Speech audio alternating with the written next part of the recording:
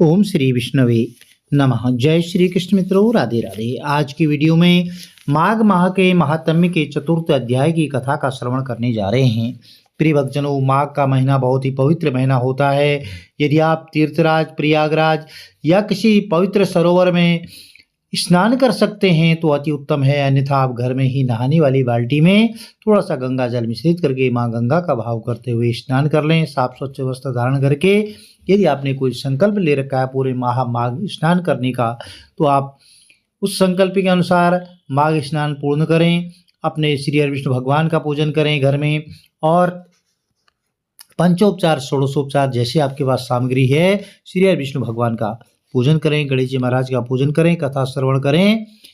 हमें सदैव कथा जब हम सुनते हैं, सदैव इस बात का ध्यान रखें कि कथा को एकाग्र चित्त होकर के श्रवण करना चाहिए। माघ का महीना दान पुण्य के लिए बहुत ही पवित्र माना जाता है। आप अपनी सामर्थ्य के अनुसार अन्नदान, वस्त्रदान जरूर करें। आप जो है गर्म कपड़े, ऊनी वस्त्र, सर्दी का समय है, आप दान कर सकते हैं, आपको जरूर लाभ मिलेगा। तीसरे अध्याय की कथा में आपने वशिष्ठ ऋषि का राजा दिलीप को आदेश दिया, जो आदेश दिया उसके बारे में आपने श्रवण की कथा। आज चौथे अध्याय में ऋषि वशिष्ठ और दिलीप का संवाद जो हुआ उसके बारे में कथा श्रवण करेंगे। चलिए कथा आरंभ करते हैं। बोलिए गणपति गजानन महाराज की जय, श्री हरि विष्णु भगवान की जय। वशिष्ठ जी कहने लगे, हे राजेंद्र, अब तुम उस माघ मास के महात्म्य को सुनो जो कार्तवीर्य के पूछने पर दत्तात्रेय ने कहा था। जब साक्षात विष्णु तुल्य दत्तात्रेय जी सही पर्वत पर जो है रहते थे, तब माहिष्मति के राजा ने उनसे पूछा था। सहस्त्रार्जुन बोले, योगियों में श्रेष्ठ हे भगवान, मैंने सब धर्म सुने, अब कृपा करके माघ माह के स्नान का फल सुनाइए। तो दत्तात्रेय जी ने कहा कि हे राजेंद्र, इस प्रश्न का श्रेष्ठ उत्तर सुनो। जैसा कि पहले ब्रह्मा जी ने नारद से कहा था, वह सब माघ स्नान का फल मैं तुम्हारे प्रति कहता हूँ। देश, तीर्थ, श्राद्ध और क्रिया के अनुसार अधिकतर इस कर्म भूमि भारतवर्ष में जो माघ स्नान नहीं करते, उनका जन्म निष्फल होता है। हे राजन, बिना सूर्य के आकाश अथवा चंद्रमा के बिना नक्षत्र मंडल की तरह माघ स्नान के बिना मनुष्य का जन्म व्यर्थ है। व्रत, दान और तप से विष्णु भगवान इतने प्रसन्न नहीं होते जितने माघ स्नान से होते हैं। जिस प्रकार सूर्य के तेज के समान दूसरा तेज नहीं है, उसी प्रकार माघ स्नान के समान दूसरे यज्ञ आदि कर्म नहीं है। तो भगवान वासुदेव के प्रेम के लिए सभी पापों का नाश, स्वर्ग पाने के लिए मनुष्य को माघ स्नान अवश्य करना चाहिए। यदि यह पुष्ट, बलवान, अनित्य और शुद्ध शरीर माघ स्नान के बिना ही रह जाए तो इससे क्या लाभ है।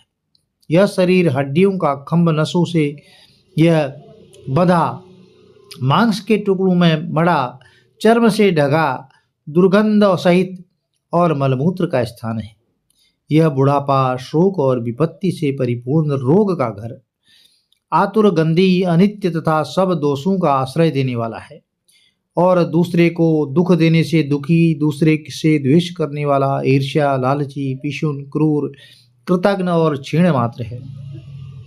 दूषित, दुर्धर तथा दुष्ट, इन तीनों दोषों से पूर्ण, अपवित्र पदार्थ बहाने वाली तथा छिद्र सहित तीनों पापों से मोहित, स्वभाव से ही अधर्म में लीन, सैकड़ों तृषा से पूर्ण, काम, क्रोध, महालोभ रूपी नरक द्वार पर स्थित, कीड़े और विष्ठा से परिपूर्ण, परिणाम में भस्म होकर कुत्तों के काम में आता है। जल में बुलबुले के समान, जंतु में छोटी मक्खी की तरह यह शरीर माघ स्नान के बिना मरण समान होता है। तो विष्णु भगवान का पूजन न करने वाला ब्राह्मण मरे हुए के समान है। बिना दक्षिणा का श्राद्ध व्यर्थ है। ब्राह्मण रहित क्षेत्र और आधार रहित कुल भी नष्ट है। अभिमान से धर्म का नाश, क्रोध से तप का नाश, दृढ़ता बिना ज्ञान का नाश और आलस्य से शास्त्र नष्ट होता है। गुरुजनों की भक्ति न करने से स्त्री तथा ब्रह्मचारी नष्ट होते हैं। बिना जल और अग्नि के होम, बिना साक्षी के भुक्ति का नाश होता है। जीविका के लिए रहने वाली कन्या अपने ही लिए भोजन की क्रिया, शूद्र की भिक्षा जिससे यज्ञ किया जाए नाशक है, और कंजूस का धन भी व्यर्थ है। बिना अभ्यास और आलस्य भरी हुई विद्या, असत्यवाणी विरोध करने वाला राजा, जीविका के लिए तीर्थ और व्रत, संदेह युक्त मंत्र का जप, व्यग्र चित्त होकर के जप करना, श्रोत्रिय रहित को दान देना, संसार में नास्तिक होना, श्रद्धा के बिना की हुई सब पारलौकिक क्रियाएं, जो भी पारलौकिक क्रियाएं हैं, यह सब व्यर्थ हैं। हे राजेंद्र, इस लोक में दरिद्र और निर्धन मनुष्य के जीने के समान ही मात्र माघ स्नान के लिए बिना मनुष्य का जीवन किए बिना जो है व्यर्थ है। मकर के सूर्य में सूर्य निकलने से पहले स्नान न करने वाला पाप से किस प्रकार छुटकारा पाकर स्वर्ग में जा सकता है। ब्रह्मघाती, सोना चुराने वाला, शराबी, गुरु पत्नीगामी, इन चारों का संसर्ग करने वाला, ब्रह्म हत्यारा माघ महीने में सूर्य उदय होने से पूर्व कुछ पहले स्नान करने से पवित्र हो जाता है। मनुष्य के सभी उपपातक और महापातक भी माघ स्नान करने से भस्म हो जाते हैं।